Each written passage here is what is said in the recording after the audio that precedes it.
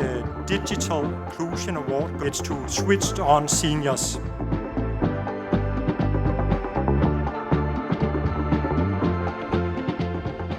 Hello, I'm Christina Morrissy and welcome to the 33rd INCITE Awards here in Western Australia. We've just announced our Digital Inclusion Award winner for 2024, and it's a very switched on bunch of seniors that have taken out this award in 2024, and the leader is a fantastic human being called Sheena. Now Sheena, tell us about Switched On Seniors. What is it that you're doing and how is it digitally inclusive?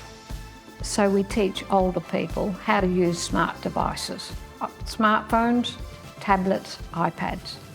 We don't teach them computers because most of them don't have past computer knowledge. And so it's much quicker and easier to get them functioning effectively using these smart devices. So where did this idea come from? Oh, well, I won an iPad 12 years ago. My kids were overseas, interstate. I had nobody to teach me. I started the group hoping somebody would come and teach me. So that's how it happened. I hoped that somebody would come.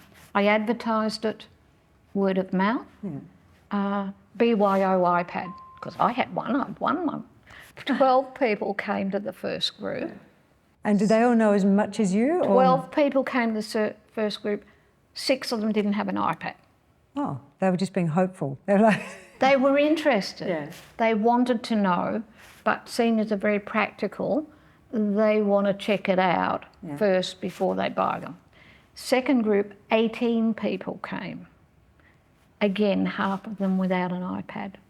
So the very first thing I did was write in a grant application so I could get some money to have iPads in the group. Because one of the really big things for seniors is isolation.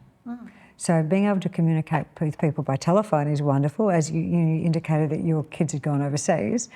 But what a computer or what a, being able digitally inclusive, being able to follow things on an iPad, or that means so much more to you, doesn't it, when you cannot get out perhaps as often or as easily as you could before? Absolutely. So yes, for people who don't have mobility, for example, we had COVID, didn't we? Oh, yeah. COVID changed so many things, but for the people who could stay connected digitally, it made such a difference. For me personally, as I say, my kids and grandkids are overseas, but I can watch them grow up. I can listen to them doing the piano. And you don't have to clean up afterwards. And I don't have to clean, and I don't have to prepare meals for them. So you started off with a little group, it got progressively bigger, and you kept having people coming along who didn't have an iPad or didn't have a digital piece of equipment.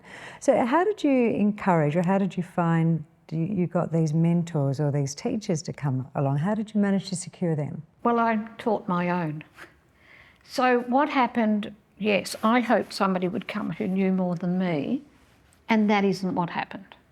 So what I did was I went to the local library, and at the time, and this was before COVID, and a lot of this has stopped since COVID, at the time they had high school students coming in, and so I went along only for about 3 weeks and learnt from the high school students what I needed to know. And then I would take it. You just stalked the high school students, or what did you do? Were they doing a class? No.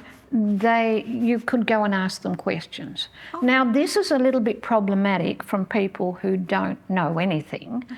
They have trouble asking questions because you don't know what to ask. However, I did have some prior computer knowledge, so I'd go along with one question a week, and I'd get the answer to that, and I'd go home and practice it, and then I would take it to the group. And that's how the group started. I would also go up to Apple and try and take something out of whatever they taught and take that back to the group. And, the best way to learn yourself is to teach somebody else. And that's how I learned, by teaching. I'd learn one thing, I'd take it back, teach it to the group. And I kind of trained them to teach each other, to share what they knew with each other.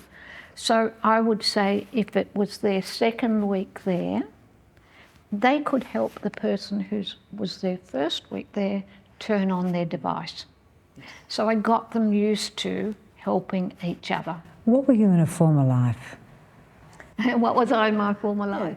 Well, I was a social worker. Okay. And so this seems like a very natural progression. It's about empowering people. And that is exactly what it is, and exactly what it does. Where'd the name come from? Whose bright idea was that? Well, it was my husband's. He's a poet, and he got a bit of a way with words, and it was his, and it kind of came out of wherever. And I really wanted it to be a positive thing, you know, to make the whole thing seem fun, positive. And as soon as we didn't initially have that name, initially we were just called the Rockingham iPad Group. But as we began to spread and consider taking on Android devices as well, we needed to change our name. And so that's where Switched On Seniors came in. And I decided I needed to register that name because somebody would pinch it off me if I didn't. And so it's just grown from there. We became we used the COVID shutdown to become an incorporated body, to get our governance sorted.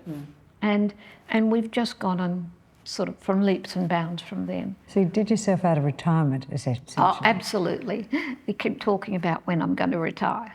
But that was the other aspect of it, is that I was looking for something meaningful to do in retirement, and I sure found it. And so for me, that's fantastic for me. It's done wonders for my own self-esteem, and it does the same for the people in our group who are so used to people writing them off, rolling their eyes about, you know, them asking digital questions, etc.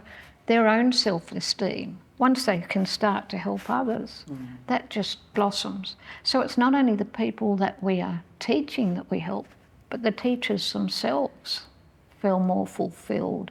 They can see that it's making a difference. I feel like you've answered my next question, but how has what you've done impacted this group of people? Well, it's transformed us, really.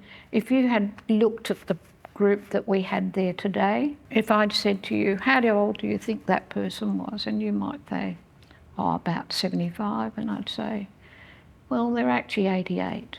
Or, you know, like you would not be able to look at them and tell we have somebody who's 95 in our group. You know, that person had been a school teacher, but before technology was in the schools. And it's transformed her life.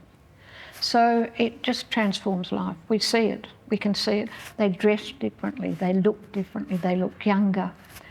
I always have this idea about taking before and after photos, you know, when they first come to the group, and 6 or 12 months down the track. It's that big an impact? It's that big an impact. And I have one of those, not taken deliberately like that, but it was a lady who, one of the group had been at her 80th birthday. And so she had a photo of her 80th birthday. And then we took a photo in the group and she was 87. And I show it to people and I say, how old do you think she is in that one and how old in that one? And they think she looks younger in the one where she's 87. What do you think it is that she's doing? Is it purely the note that she's connected and she's empowered and she can order what she likes online? Absolutely. You've actually got it in one there.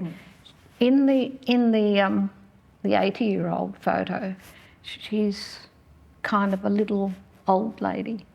In the 87-year-old photo, you would not dare to mess with her. She's got that, you know, that presence that says, don't mess with me, I know where I'm going. So have you found there's been any challenges in trying to get the group more widely known about? We don't need more people because so in a sense, I'm not keen to add, I mean, I don't want to make our groups bigger because we're already going close to seeing 100 people in a week. So where do you actually... Because we've got 3 groups going, so we've all got... down Rockingham? All in the Rockingham area. However, before COVID, just before COVID, we got a grant and we did actually go around to quite a lot of places and help them to set up groups. All of the RAFA villages we went to and we helped them to set up groups in the RAFA villages. I went to Geraldton just before the COVID shutdown.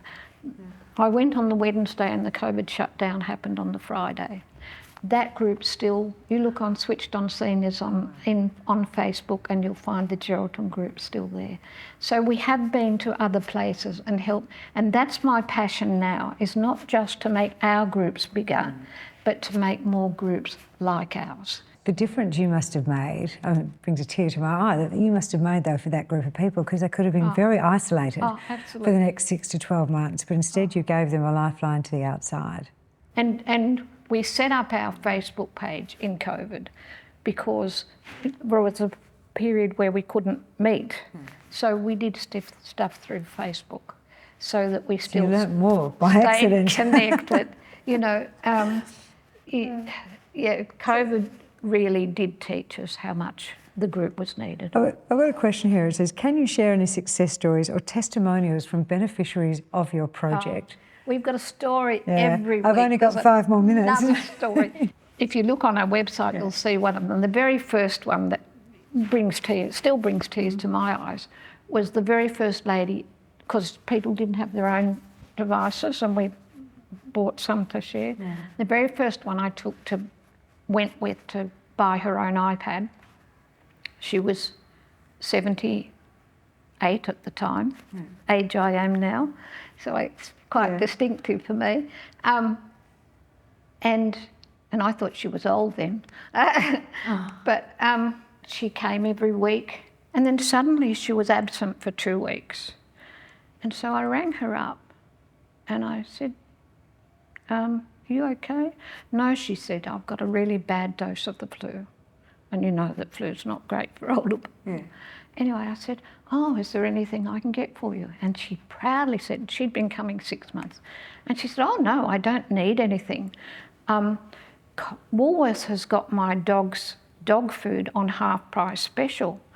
And so I have done an online order and bought 6 months worth of dog food and a few things for myself.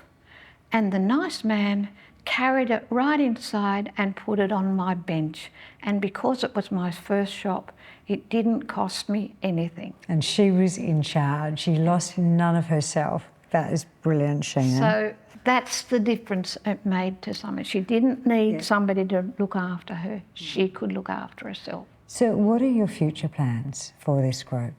Well, Andrea and I have just been talking because we do, as I said in the speech, we want it to go bigger. There are very few groups like ours. There are people teaching older people technology. They tend to do it one-on-one for 1 week, 2 weeks, 3 weeks. But not in a club situation. Not in a club situation. And the two things that stop older people, one of them is that they say, I think I'm too old for this. Yeah. They come to our group and they recognise they're not too old. There's always someone older than that. And the second one is, I'm just not that interested in technology.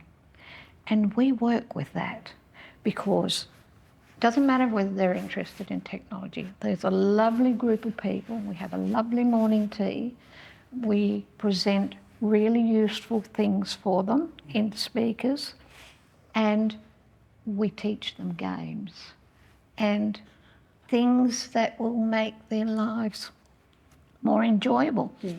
And if they've got an illness or pain, games are a great distraction. Yeah. That's absolutely brilliant. That's what we do. It's different from what most people do. And we want it to spread. I think it's an absolutely fantastic innovation that you've come up with. You have created a heck of a lot of work for yourself in your time, though. Does your husband, the poet, have anything lyrical to say about that? No, we have an understanding. Okay. Well, I'm very impressed. I think it's a really worthy winner this evening. What did you think when you went up on stage? Did you tell us that when you heard your names read out? Oh, well, I wasn't expecting it. Yeah. The reason I came tonight Yeah. was to see who were the other digital inclusion. That was the thing that really made me want to come. Okay. I wanted to come to see who else is doing what we're doing. And you're going to stalk them now and find out more information from them? I could see you doing that, Cheryl. That's exactly right. Sheena Edwards, 78-year-old, the Digital Inclusion Award winner. I think it should actually have Digital Inclusion Living Legend Award winner. You've done an awesome job for people. Congratulations to you. But it makes a big difference to me too. Huge. I love it. Thank you.